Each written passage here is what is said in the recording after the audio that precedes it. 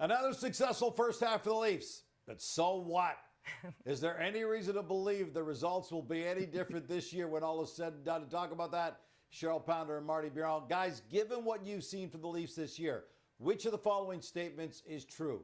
Nice run, but I don't see much difference. Or is this now a legit playoff team and not merely a strong regular season club, a team that Cheryl could potentially reach the Final Four this year?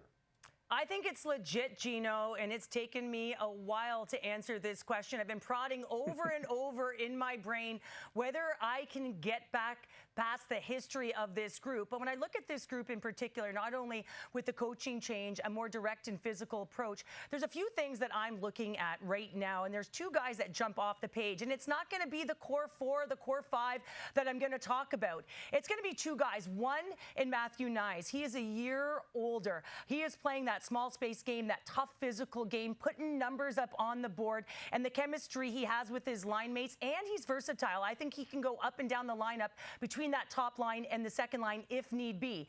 Then you got my guy in Bobby McMann. Here is a guy who was injured last year. You didn't have him in that playoff run, right? He is physical. He is strong as an ox. What do you need come playoff time when space closes up? You need a guy that is strong as an ox that can shoot the puck and get to the paint. So really liking him as well. Let's go to the back end, shall we? Although this team isn't better defensively, or that's what the underlying metrics are saying, I got to like a warrior in Chris Tanev, a guy that will pay the price, do whatever it takes with chicklets, without chicklets, to get in front of the net. OEL with that long stick, pushing to the outside.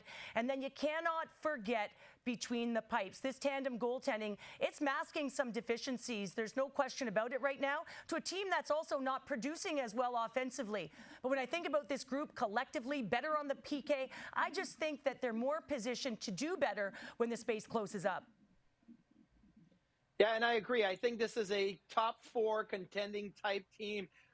With the way that Craig Berube has them playing, look, this is only halfway into their first season. There's a lot of this systematic playing, especially defensively, that is going to continue to get better. So I'm really excited to see where it goes in the second half of the season, because they've shown really signs of growth in the first half, not just in the way that they defend, but the defense has been able to step up. And you talk about Tanev, the goaltending's been great, but I think the forwards are playing such a pivotal role in the way that they're going to continue to get better defensively. And that is how you win in the playoffs. That is how you go far in the playoffs. You look at last year, the Florida Panthers, how that group of forwards, not only with Sam Reinhart having scored, close to 60 goals and everything, how he defended, how he was playing on the safe side of the puck all the time and creating that way. I think with Berube and this system in the second half, we're going to see even bigger signs of growth, and it's going to just get better defensively, and that will be the biggest difference.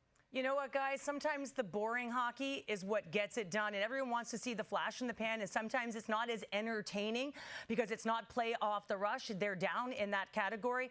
But I certainly think, like you, Marty, that if they can close down and shut defensively, good things can happen for this group. But the big thing that sticks out to me is the PK, now sitting 8th in the league. You know that when you get to the playoffs, this is one of the most critical pieces, and the Leafs fell short in this category last year. You've got to be able to shut down the other team's power play. Specialty teams are everything. Typically, the power play will slide off, but the PK, it has to be excellent if you're going to have a long playoff run. You guys got 10 seconds left each. If you could add something between now and the trade deadline, which is exactly 2 months away, what would you add? Marty, you first, and then Cheryl. I would add down the middle. I think you have Matthews, you have Tavares, and then you have Domi. I think that if Matthews isn't 100% for the rest of the year as he takes some time off, who knows what happens in the playoffs? You need to be able to have that depth down the middle. So I'm adding a centerman at the deadline. 100% agree with you, Marty, from the eyes of a goaltender to the eyes of a defender, and I'm looking straight to that 3C hole. But it's got to be someone that can also elevate. If there's an injury on that second line, I think they have to be able to elevate. You need someone in that middle six who can provide some secondary and also shut down. So I'm right with you there. I'm looking right at that 3C. Cheryl and Marty, both believers in the Leafs for a longer run this year. By the way, after 41 games last year, the Leafs were third in the Atlantic, 11 points behind Boston. Now they're first, 9 points better. That's a 20-point swing.